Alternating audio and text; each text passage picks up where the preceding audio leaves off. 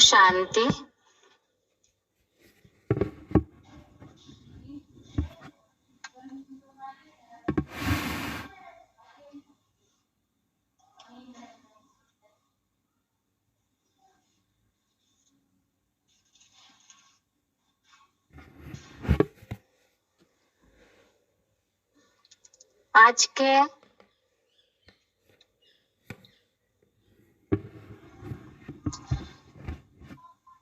आज के भगवत गीता क्लास में दूसरा अध्याय जो पूरा हुआ है उसका सार समझते हैं। अगले हफ्ते से तीसरा अध्याय शुरू किया जाएगा।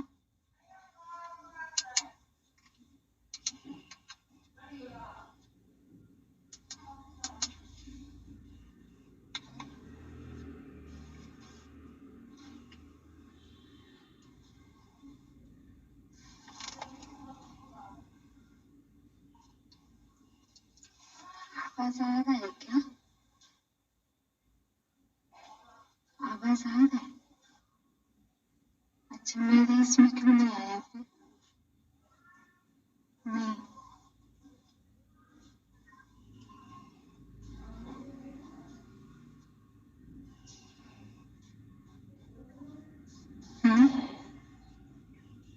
मेरे फोन में नहीं आया आवाज ना।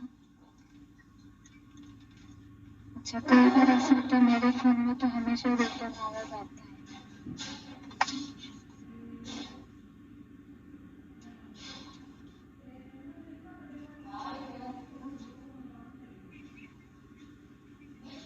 ठीक है।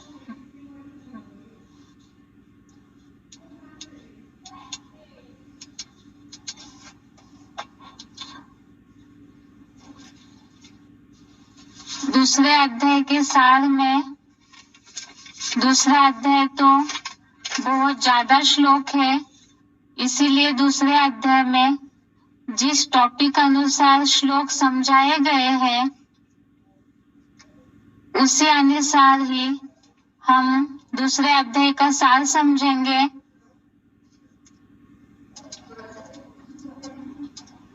सबसे पहले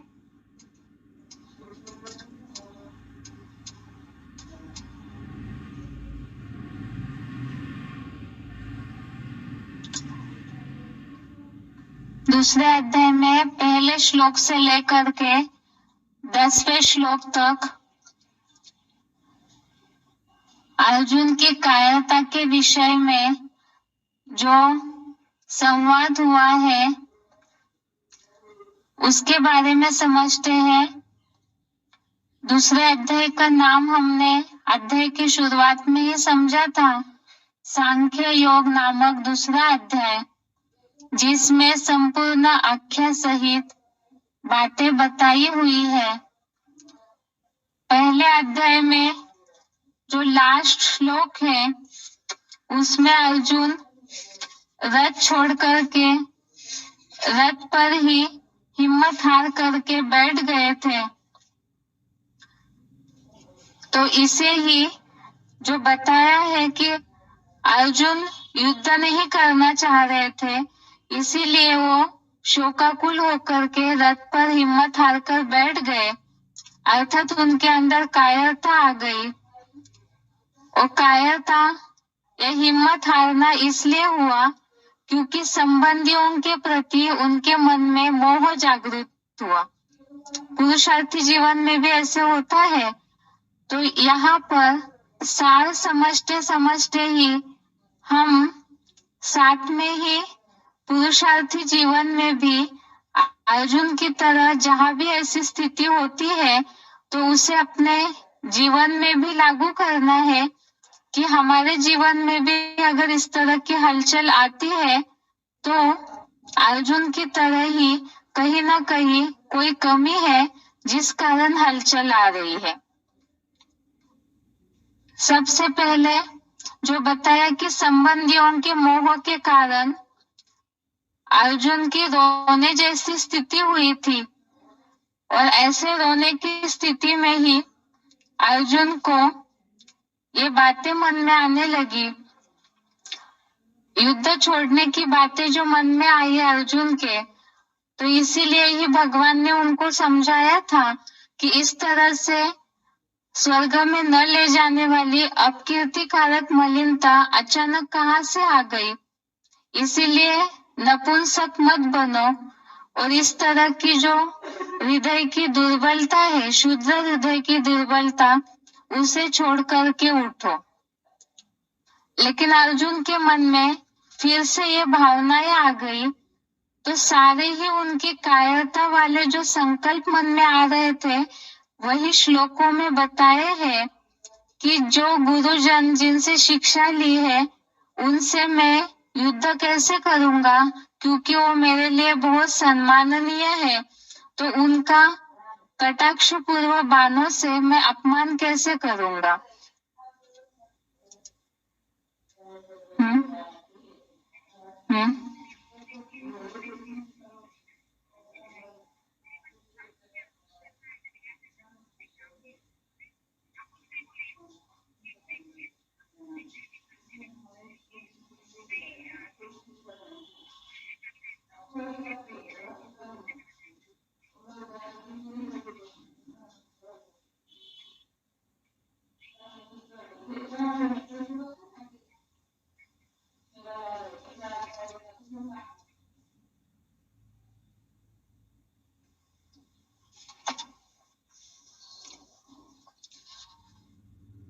तो भगवान के समझाने पर अर्जुन अपनी बातें बोलने लगे कि इस तरह से मैं जो सम्मानीय गुरुजन है, उनसे कटाक्ष पूर्वक बाणों से कैसे युद्ध करूंगा, क्योंकि उन्होंने तो मुझे शुरू से ही बहुत प्यार दिया है। ऐसे गुरुओं को मारकर स्वर्गीय सुख भोगने से और ऐसे गुरुओं को मार करके, उनकी स्वधारणा युक्त जीवन शैली से मार करके खून से सने भोगों को ही भोगूंगा। इसी तरह से ही कौरवों के प्रति जो उनके सगे संबंधी भाई है, उनके प्रति भी मन में आने लगा कि इन्हें मार करके हम जीना नहीं चाहते हैं। इसीलिए ही ये जो भगवान के समझाने पर भी अर्जुन के मन में वैरायटी संकल्प आने लगे, तो फिर उन्होंने खुद ही बोला भगवान को कि ऐसे दीनता के दोष से विकृत स्वभाव वाला मैं, मुझे मार्गदर्शन दीजिए या तो मुझे शिक्षा दीजिए, क्योंकि ऐसे शत्रु पृथ्वी पर जो इंद्रियों को सुखाने वाले मेरे शोक को दूर करे, राज्य और देवों का स्वामित्व पाकर के भी सुख भोगूं मैं, ऐसे राज्य मुझे नहीं चाहिए। इसके साथ साथ ही उन्होंने फिर से भगवान को यही बात बोली कि इन गुरुजनों से, संबंधियों से मैं युद्ध नहीं करूंगा। तो जहां भी युद्ध की बात आई, कायरता की, युद्ध से पीछे हटने की, तो वहां खास बात है कि जहां भी अटैचमेंट है या संबंधियों के प्रति, सम्मानीय लोगों के प्रति मोह के कारण ही, झुकाव के कारण ही अर्जुन युद्ध से पीछे हटने लगे और ये सारी बातें उनके मन में आने लगी।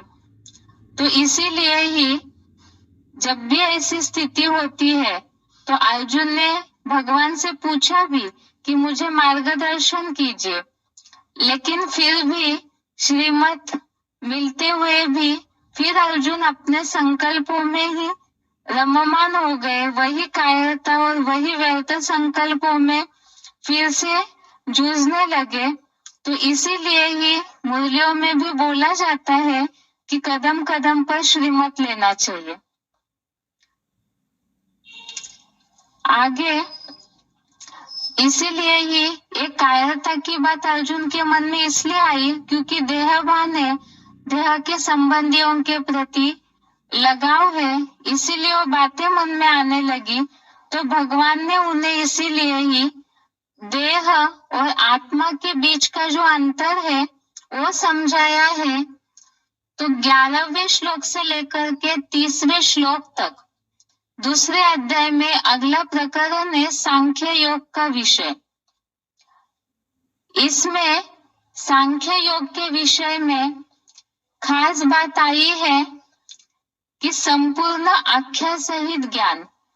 इसमें आत्मा के बारे में खास बातें बताई है और साथ में ही आत्मा का जो उद्धार करता है, शिव सुप्रीम सोल जो मुकर्रर तन हीरो पाठधारी के द्वारा कार्य करते हैं, तो उनकी भी संक्षेप में परिचय इन श्लोकों में दिया हुआ है।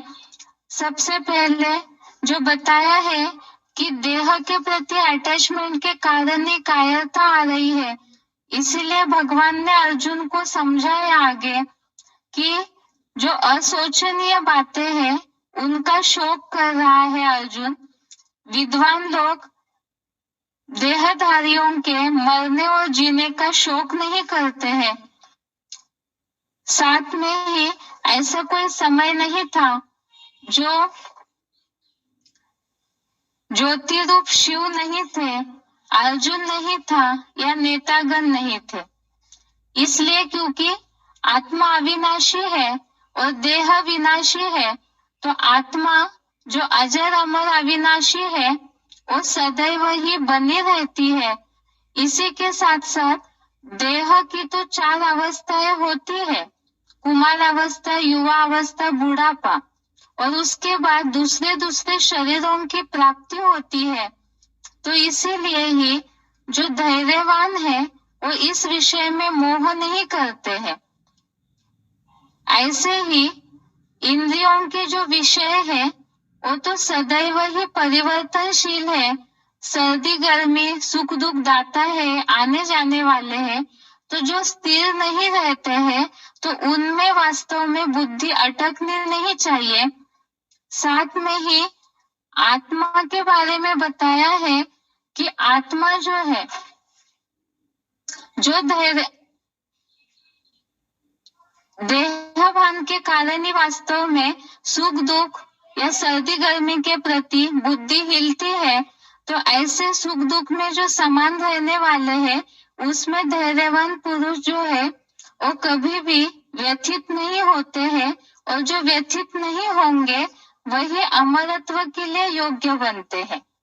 इसलिए क्योंकि सत्य का कभी भी इस सृष्टि पर अभाव नहीं होता है और असत्य का अस्तित्व नहीं होता है।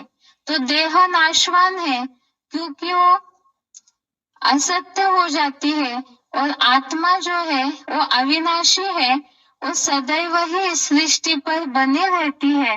साथ में ही परमात्मा जो है वो भी इस सृष्टि पर हमेशा ही बना रहता है।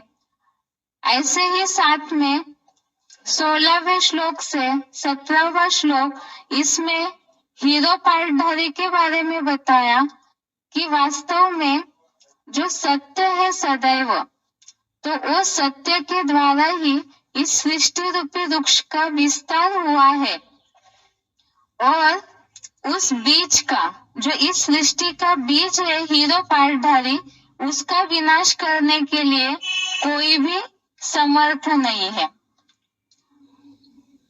उसके बाद 18वें श्लोक से लेकर के आत्मा के बारे में ही समझाया गया है अर्जुन को। आत्मा के जो गुण है, आत्मा जैसे नित्य है, अविनाशी है, माप न करने योग्य है, और देहधारियों के जो शरीर है वो नाशवान है।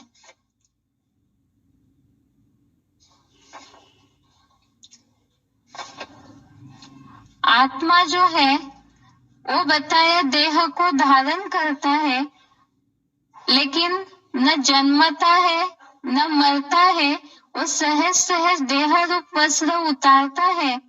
आत्मा अजन्मा है, नित्य है, सनातन पुरातन है, और देह का विनाश होने पर भी देह हनन करने के उपक्रम होते हुए भी मारा नहीं जाता है। ऐसी जो जन्म रहित अक्षय आत्मा को अविनाशी जानता है, तो ऐसी आत्मा को कौन मरवा सकता है? कौन किसको मरवाता है और किसको मारता है?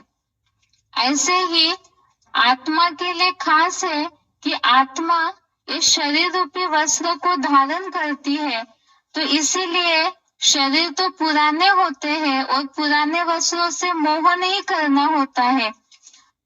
तो इसीलिए ही जैसे इसके पहले भी अर्जुन को समझाया है कि देह की तो 4 अवस्थाएं होती ही है, इसीलिए उसमें धैर्यवान पुरुष मोह नहीं करते हैं। तो शरीर रूपी वस्त्र पुराना होने पर उसे बरबस छोड़ना पड़ता है। आत्मा जो है उसे शस्त्र नहीं काटते हैं, हवा भी नहीं सुखाती है, अग्नि भी नहीं जलाती है, जल भी नहीं भिगोता है। आत्मा अकाट्य है, कोई भी शस्त्रों के द्वारा काटी नहीं जाती है, ना ही प्रकृति के तत्व उसे सुखाते हैं। वो स्थितशील है, सर्वगामी है, अर्थात अदर्शनीय सूक्ष्म शक्ति होने के कारण कहीं भी आना जाना कर सकती है। आत्मा जो है वो अव्यक्त है, अचिंत्य है, निर्विकारी बताई जाती है। इसलिए क्योंकि जब तक वो पंचभूतों के देह के संग में नहीं आती है, तब तक आत्मा अविनाशी होती है और निर्विकारी भी है।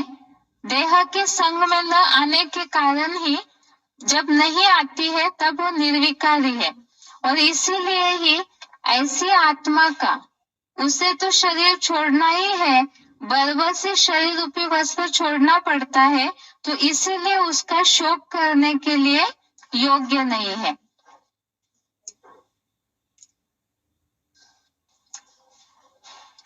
आत्मा जो है उसके लिए तो ये नूंद है कि जन्म लेने वाले की मृत्यु निश्चित है, मरने वाले का जन्म निश्चित है। इसीलिए ही इस न टलने योग्य बात में अर्जुन शोक करने के योग्य नहीं है, क्योंकि ड्रामा अविनाशी है। तो इन श्लोकों से अर्जुन को ये शिक्षा दी है भगवान ने कि आत्मा जो है उसके ऊपर प्रकृति के तत्वों का कोई असर नहीं होता है। अर्जुन जिस बात में शोक करके युद्ध से पीछे हट रहे हैं, इसलिए भगवान ने अर्जुन को आत्मा के बारे में समझाया कि आत्मा जो है इस धर्म युद्ध में मारी नहीं जाती है, देह का हनन होता है, और देह जो है वो तो वैसे भी विनाशी है। इसीलिए ही इस बात में अर्जुन को शोक नहीं करना चाहिए। साथ में ही आत्मा का स्थान भी यहाँ समझाया है कि आत्मा जो है, जो बताया कि सृष्टि के आदिकाल में भी प्राणियों का अंत और आदि अदृश्य है और मध्य जीवन व्यक्त है। इसीलिए ही केवल मध्य में ही उसका अस्तित्व दिखता है और फिर वो अपने धाम में जाती है, तो इस बात में भी शोक क्या करना है। इसी के साथ साथ जो खास गीता जो है भगवान ने अर्जुन को समझाई है, और जो अव्वल नंबर अर्जुन है वही हीरो पाठधारी है। तो इसीलिए ही इस सृष्टि मंच पर जो बताया नासतो विद्यते भावो, अर्थात जो सत्य है उसका कभी अभाव नहीं होता है, लेकिन उसे कोई भी इस सृष्टि पर यथार्थ रीति नहीं जान पाता है। तो इसीलिए उसे कोई आश्चर्य से देखते हैं, कोई आश्चर्य से सुनते हैं, लेकिन उनके कार्य को, उनके पार्ट को, जो हीरो पार्टधारी है, परमात्मा पार्टधारी है, उन्हें कोई समझ नहीं पाते हैं, जिनके द्वारा ही यह मनुष्य सृष्टि रूपी वृक्ष विस्तार को पाया हुआ है। इसी के साथ साथ अर्जुन को ये बातें भी समझाई कि आत्मा जो है वो सबके शरीरों में अवध्य है, इसीलिए उसके लिए शोक नहीं करना है। इसके बाद ये सारी बातें अर्जुन को इसलिए समझाई ताकि अर्जुन कायरता से शरीरों का विनाश होगा या तो ये सब मारे जाएंगे, इस भय से अर्जुन युद्ध से पीछे भाग रहे थे। इसीलिए भगवान ने उनको आत्मा का ज्ञान दिया कि आत्मा अजर अमर अविनाशी है। इसीलिए ही देह का तो विनाश होना ही है। अगर नहीं भी मारेंगे, युद्ध नहीं भी करेंगे अर्जुन, तो भी देह का तो रिजल्ट यही है कि सबको अपने शरीर रूपी वस्त्र बरबस ही उतारने पड़ते हैं। इसके साथ साथ अर्जुन को ज्ञान देने के बाद भगवान ने शास्त्र धर्म के अनुसार युद्ध करने के लिए आवश्यकता क्यों है, उसके बारे में अर्जुन को समझाया है। 31 नंबर से 38 नंबर के श्लोक में 31 से 38 नंबर के श्लोक तक युद्ध का महत्व समझाया है कि जिसमें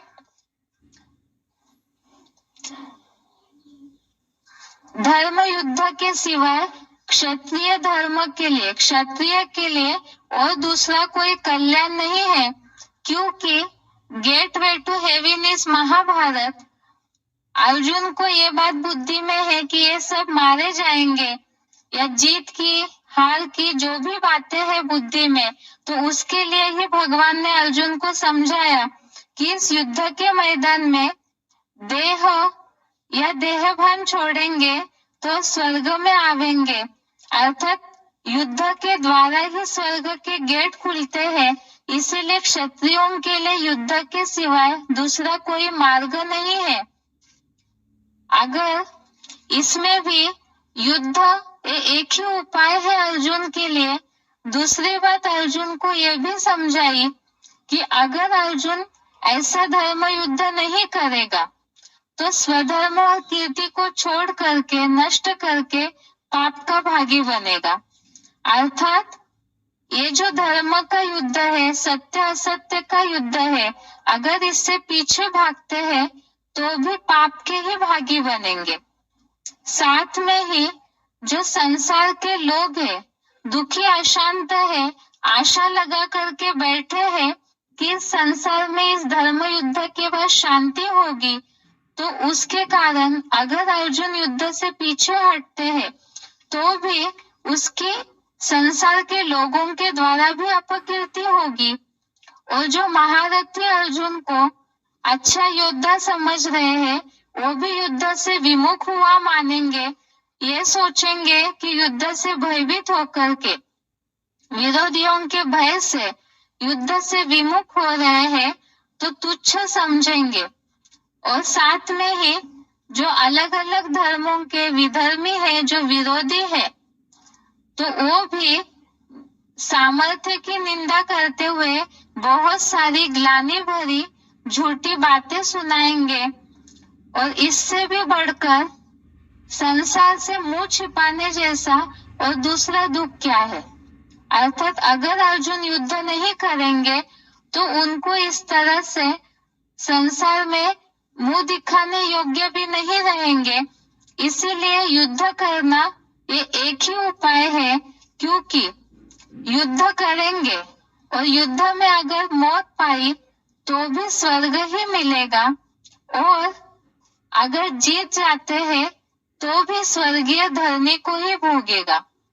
ऐसे समझा करके भगवान ने अर्जुन को युद्ध के लिए प्रेरणा दी। अर्थात यहाँ भी पुरुषार्थी जीवन में अभी तक के श्लोक के हिसाब से ये बातें हमने समझी कि आत्मा जो है वो तो अजर अमर अविनाशी है, तो इसीलिए उसमें सारा यह रिकॉर्ड भरा जा रहा है।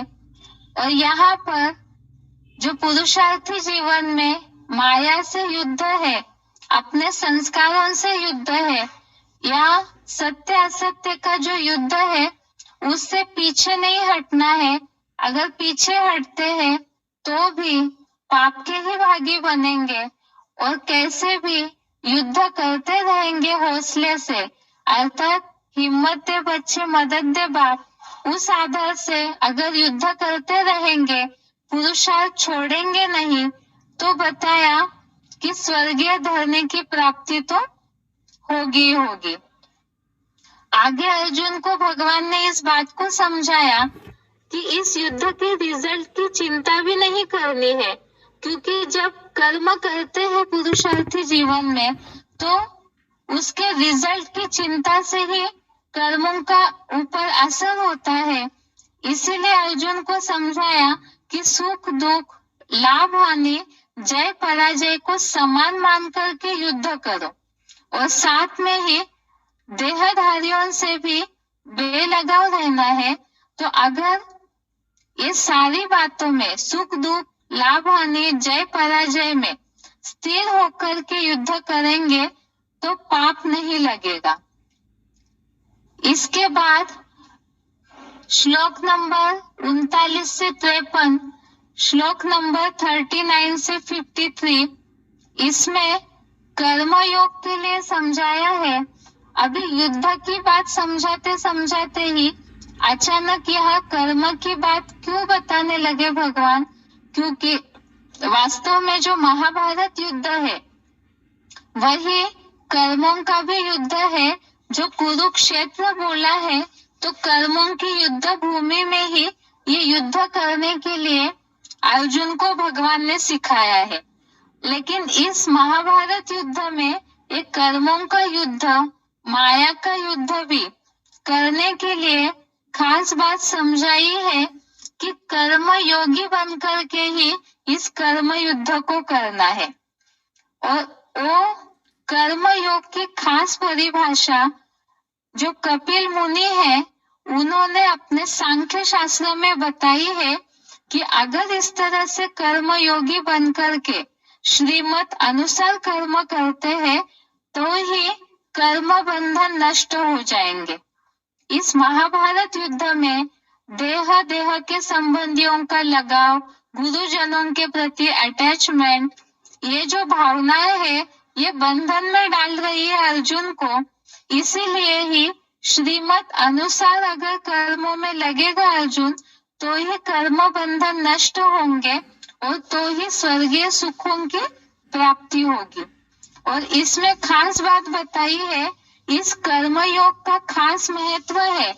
इस कर्मयोग का धारणा का अल्पांश भी जो विनाश के समय का महान भय है उससे भी योग ऊर्जा के कारण रक्षा हो जाती है।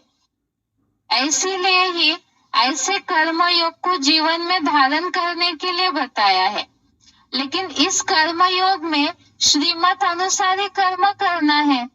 इसके लिए ही भगवान ने अर्जुन को सचेत भी किया है, क्योंकि श्रीमत में ही बहुत सारी वैरायटी, फिर शाखाएं, ताल टालियां निर्माण होना शुरू हो जाता है, जिसके लिए ही ये जो अनेक मतांतर निर्माण होते हैं तो उसके लिए भी भगवान ने अर्जुन को सचेत किया है।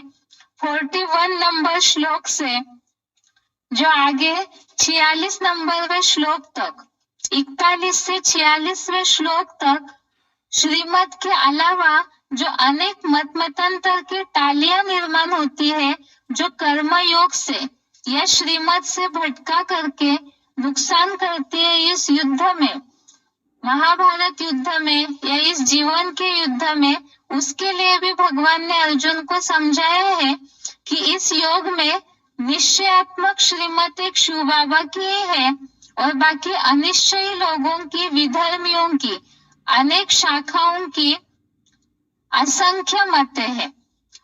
और इसमें भी जो बताया कि वेदवाद में लिप्त रहने के सिवाय दूसरा मार्ग नहीं है ऐसे समझने वाले और देहभान में आकर के अनेक कामनाओं में अटक करके इसी संसार में ही ये जो सांसारिक भोग है उसी में ही अटक करके ढेर सारी भक्ति मार्ग की, क्रिया कांड की, कर्म कांड की बातें करते हैं, उसी में ही उलझे रहते हैं। और ऐसे जो मीठी वाणी वाले हैं वो बहुत सारी भोग ऐश्वर्य में जो आसक्त हो जाते हैं तो वो बुद्धि को खींचते हैं, जो श्रीमत से भटका सकते हैं। तो उसके बारे में भगवान ने अर्जुन को सचेत किया कि अगर इस तरह से भोग ऐश्वर्य में आसक्त होने वाले जो है वो कभी भी 84 जन्मों की जो समाधि है, सेल्फ रियलाइजेशन है आत्मा का, या आत्मा की जो पूरी एकाग्रता के द्वारा 84 जन्मों का रियलाइजेशन होना है, उसमें टिक नहीं सकते हैं। उसके साथ साथ ही मुरलियों के द्वारा ही श्रीमत मिलता है, लेकिन वो मुरली जो सन्मुख मिलती है, डायरेक्ट श्रीमत मिलता है, उसी पर ही चलना है। लेकिन ये जो वेद रूपी मुरली है, ये भी 3 गुणों के विषय वाले हैं, तो इससे भी परे होकर के जो सन्मुख श्रीमत मिलता है डायरेक्ट ईश्वर से, वास्तव में उसी पर ही ध्यान जाना चाहिए। और जब ऐसे होगा, इसके लिए अर्जुन को बताया कि ये 3 गुणों के वेद जो है, इससे भी परे सत्व गुण में स्थित हो जा, द्वंद्व मुक्त हो और उसकी प्राप्ति और सुरक्षा रहित बन, आत्मिक स्थिति वाला बन जा। जिसे हमने समझा था श्लोक समझते समय भी कि मुरलियों में भी जो 3rd क्लास मुरली है, जब उसे छोड़ देते हैं तब ही सत्व गुण में स्थिर होकर के जो बताया योगक्षेमम वहां में हम इस स्थिति में स्थित हो सकते हैं। इसके साथ साथ बताया कि कर्मयोग में निश्चयात्मक श्रीमत पर चलेंगे तो ही प्राप्ति होगी, और वो वही चल सकते हैं जो एक सागर, या जो बताया कि सरोवर, ज्ञान का मान सरोवर जिन्हें मिल जाता है, जो इस बात का महत्व समझते हैं, तो उन्हें और जो मटमैले पोखरों वाला जल है उससे कोई प्रयोजन नहीं रहेगा। इसी तरह से ही एक भगवान का ज्ञान मान सरोवर का ज्ञान मिलने पर और कोई भी बाकी जो देहधारियों के द्वारा मिला हुआ पोखरों का जल है, ज्ञान है, उसका कोई औचित्य नहीं रहेगा। जो इसमें बताया है कि ब्रह्मा मुख द्वारा जो मंथन रहित मुरलियां है, अर्थात 3rd क्लास मुरलियां है, उसका कोई सुनने से प्रयोजन नहीं रहेगा। तो कर्मयोग में खास है श्रीमत, और इस श्रीमत के अनुसार ही अगर कर्मयोग की धारणा करते हैं तब ही प्राप्ति हो सकती है। जिसके लिए बताया कि श्रीमत अनुसार कर्मयोग में ही अधिकार है। अब कर्मयोगी बनने के बाद भी क्या ध्यान रखना है, उन बातों को इसमें बताया है 47 नंबर के श्लोक से 53 नंबर श्लोक तक। 47 नंबर के श्लोक से लेकर के आगे के श्लोकों में ये बातें बताई है कि कर्मयोग में भी खास बात है कि कर्म करने में ही, श्रीमत अनुसार केवल कर्म करने में ही अधिकार है, कर्म फल की अपेक्षा नहीं रखनी है। और कर्म फल की अपेक्षा नहीं रखनी है, इसका मतलब कर्मों को छोड़ करके भी बैठना है, ऐसे भी नहीं है। इसके साथ साथ ही कर्म करते समय सफलता असफलता में समान होकर रहना है, क्योंकि समत्व ही योग है।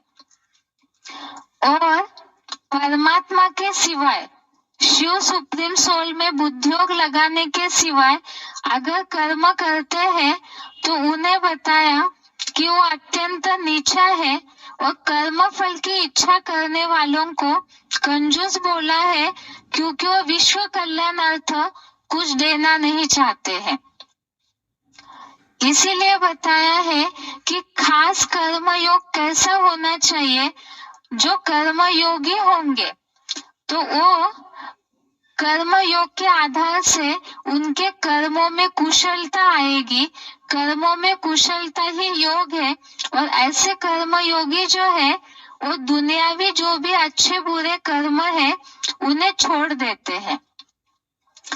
इसके साथ साथ ही बताया है कि शिव बाबा से बुद्धि लगाने वाले जो ज्ञानी जन है, वो कर्मों से उत्पन्न हुए फल को त्याग करके बंधनों से विशेष रूप से मुक्त हो जाते हैं।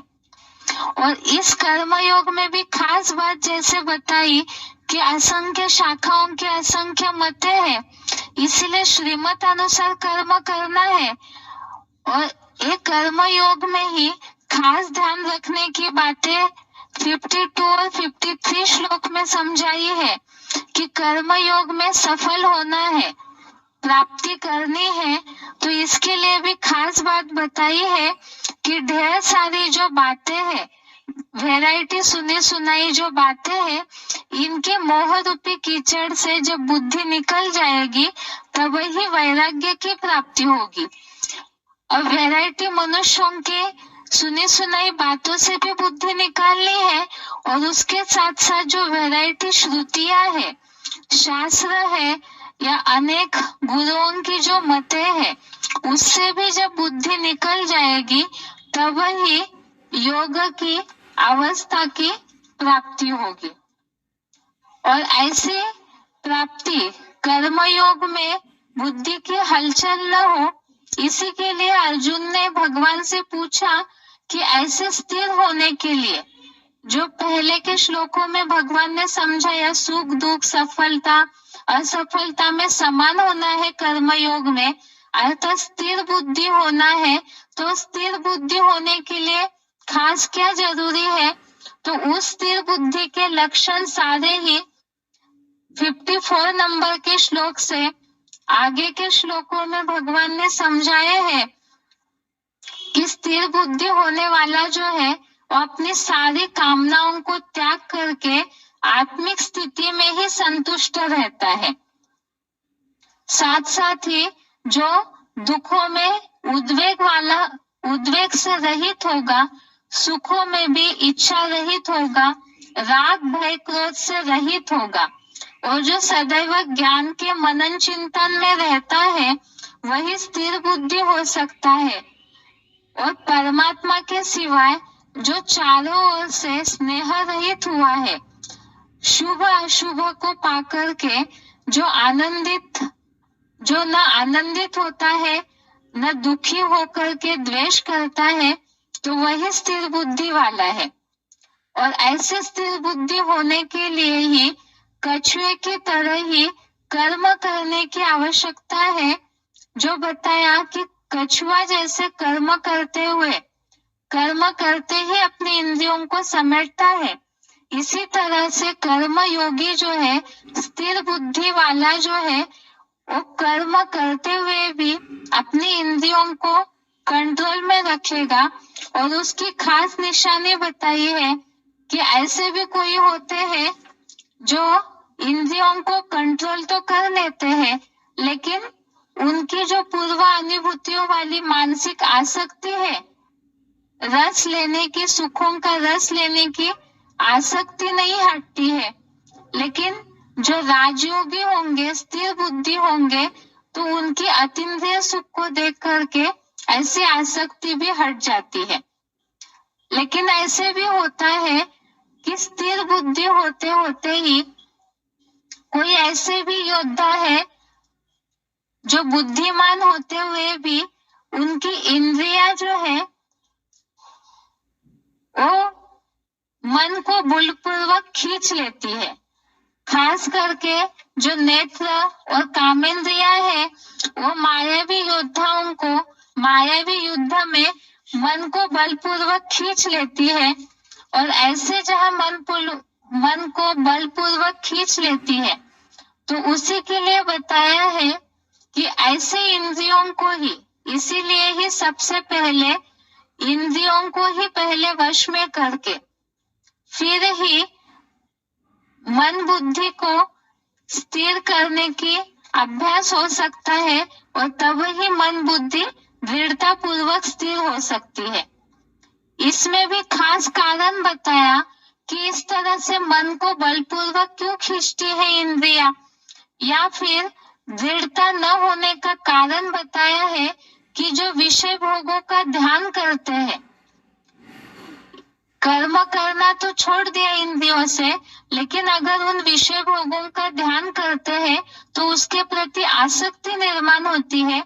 आसक्ति के कारण कामनाएं निर्माण होती है, संकल्प निर्माण होने लगते हैं, उससे गुस्सा आता है, क्रोध निर्माण होता है, क्रोध से बुद्धि मूढ़ बन जाती है, स्मृति का नाश होता है और उससे बुद्धि नष्ट हो जाती है।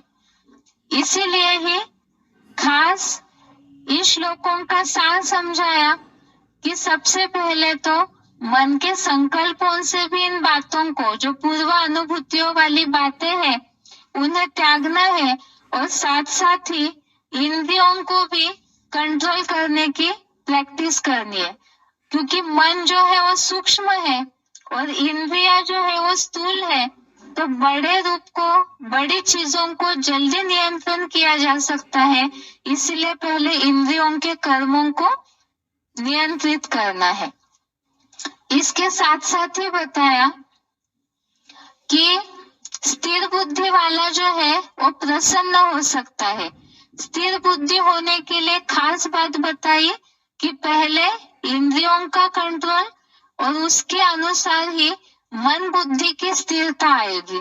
और ऐसे जहां मन बुद्धि की स्थिरता हो जाती है, जिसकी इंद्रिया वशीभूत है, आत्मा के वशीभूत है, तो वैसा ही प्रसन्नता को पाता है। और जो प्रसन्न है उसके ही सारे, जो प्रसन्न है उसके सारे दुखों का नाश हो जाता है और उसकी बुद्धि ही भली भांति स्थिर हो जाती है। लेकिन ये भी चेतावनी दी है भगवान ने अर्जुन को कि जो योगी नहीं होता है ऐसा स्थिर नहीं होता है, अर्थात जिसका मन और बुद्धि का, दिल और दिमाग का बैलेंस नहीं है, जिसमें बताया जो योगी नहीं है उसमें बुद्धि ही नहीं होती है, क्योंकि बुद्धि से ही परमात्मा से योग लगाया जाता है। और जो योगी नहीं है उसमें बुद्धि नहीं है तो जरूर वो भोगी है, और ऐसे भोगी व्यक्ति में श्रद्धा भावना नहीं है तो उसे शांति कैसे आएगी, और शांति नहीं है तो सुख भी नहीं आ सकता है। इसीलिए बताया कि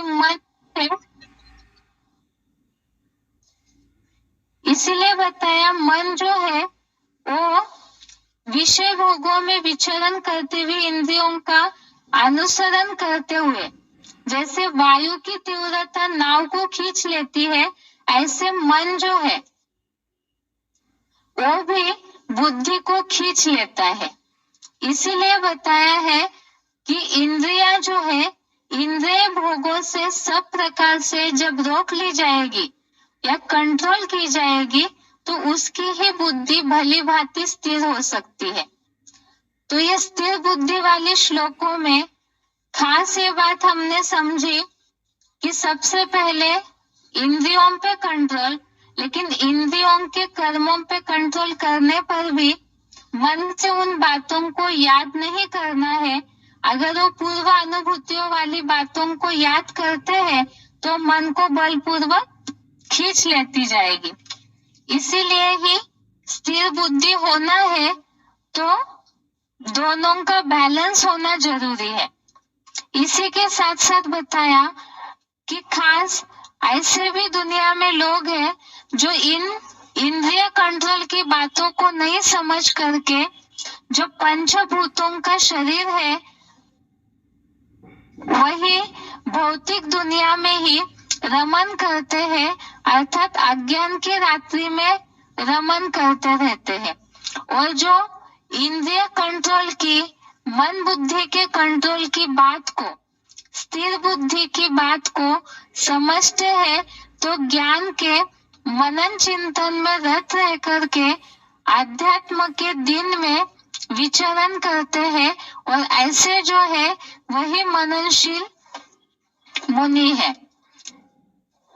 और स्थिर बुद्धि के साथ साथ ही बताया कि स्थिर बुद्धि वाले ही शांति की अनुभूति कर सकते हैं, और ऐसी शांति जो दुनिया वाले भी आज शांति के लिए तरस रहे हैं, तो स्थिर बुद्धि होगी इंद्रिय कंट्रोलिंग के पावर से, इंद्रियों के आधार से मन बुद्धि कंट्रोल होगी, और मन बुद्धि की स्थिरता जहाँ होगी अनेक इच्छाओं में जहाँ विचरण नहीं करेगा तो उन्हें ही शांति की अनुभूति हो सकती है।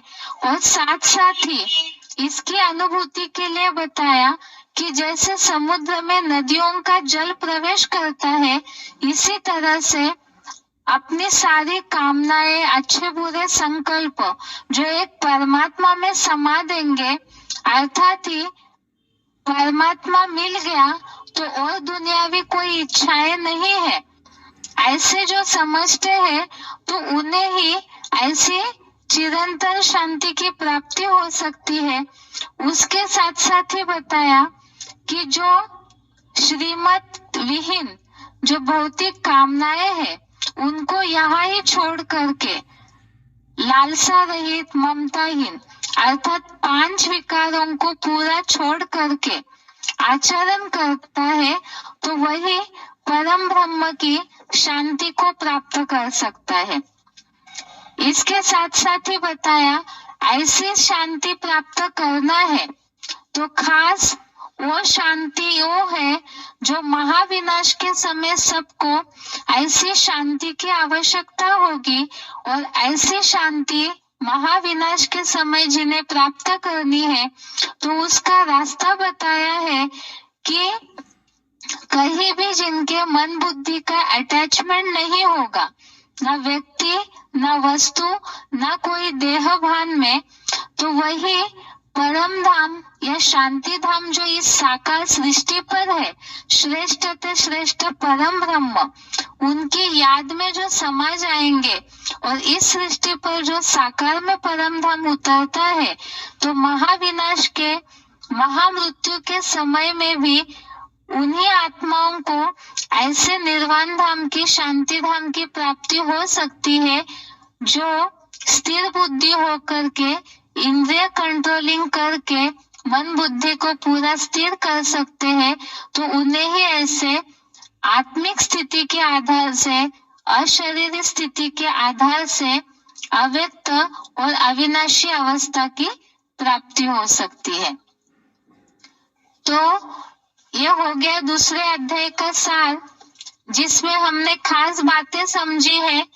एक तो युद्ध भूमि से पीछे नहीं हटना है क्योंकि उससे पाप लगेगा, और साथ में ही इस युद्ध के समय में कदम कदम पर श्रीमत लेनी है। आत्मा के बारे में हमने आत्मा का महत्व समझा कि देह विनाशी है, आत्मा अविनाशी है, और साथ में ही कर्म योग में श्रीमत का महत्व देना जरूरी है, और साथ में ही बुद्धि योग शिव बाबा से ही लगा करके रखेंगे, कर्म फल की अपेक्षा नहीं रखेंगे तो ही प्राप्ति होगी। और ऐसे कर्म योगी जो बनते हैं वही स्थिर बुद्धि होंगे, और जो स्थिर बुद्धि होंगे उन्हें ही शांति की अनुभूति हो सकती है। ये दूसरे अध्याय का सार है।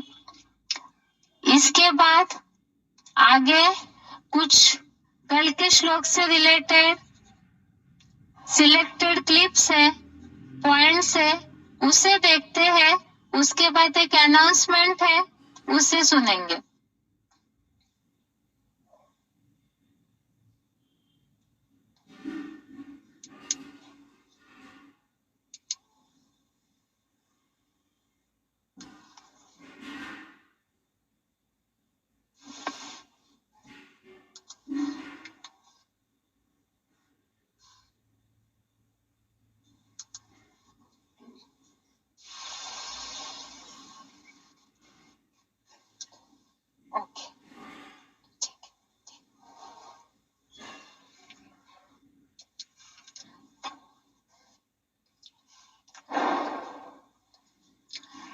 वैसे क्लास का समय ज्यादा नहीं है तो इसीलिए ही आगे जो कनेक्टेड श्लोक आएंगे उसमें हम उन क्लिप्स को देखेंगे, क्योंकि मिलते जुलते ऐसे बहुत से श्लोक हैं। बहुत से ऐसे लोग हैं जो छोटे फोन में से जुड़ नहीं पा रहे हैं क्योंकि टेक्निकल प्रॉब्लम अभी भी चल रहा है। इसीलिए ही दूसरा अध्याय अभी पूरा हो चुका है तो रविवार के श्लोक टेस्ट के लिए खास बात ये ध्यान रखनी है कि श्लोक टेस्ट के लिए सभी इस प्रकार से तैयारी करें। भूमिका में जो खास बात बताई है गीता में, भूमिका में जो खास बात गीता में बताई है कि गीता में व्यक्तिगत, सामाजिक, राजनीतिक सारी समस्याओं का समाधान है। जैसे हमने गीता के आधार से समझा पहले और दूसरे अध्याय में कि यहाँ नंबरवार सभी पुरुषार्थी अर्जुन हैं और सभी अपने जीवन में युद्ध लड़ रहे हैं। तो इसी तरह से दुनिया में भी लोग इस बात को जानते हैं कि जीवन एक संघर्ष है। तो भगवत गीता के आधार से, मुरलियों के आधार से हमें ऐसे श्लोक ढूंढने हैं दूसरे अध्याय से जिसमें कौन सा श्लोक किस समस्या के लिए उपाय के रूप में समझाया जा सकता है। गीता में ऐसे ऐसे श्लोक हैं जो हर समस्या का समाधान के लिए आए हुए हैं। तो इसके बारे में ही हमें टॉपिक वाइज श्लोक ढूंढने हैं। जो भी अभी स्मार्टफोन के द्वारा, ऐप के द्वारा गीता क्लास से जुड़े हुए हैं, तो अपने जान पहचान वालों को जरूर इस बात की जानकारी दे कि कल के श्लोक टेस्ट में इसी बात के लिए प्रश्न है कि गीता में सामाजिक, व्यक्तिगत और राजनीतिक हर प्रकार की समस्या का समाधान दिया हुआ है।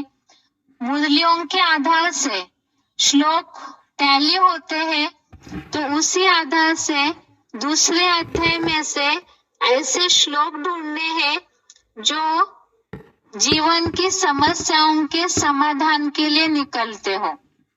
उदाहरण के लिए बताते हैं, जैसे पहले श्लोक में ये बात आई है,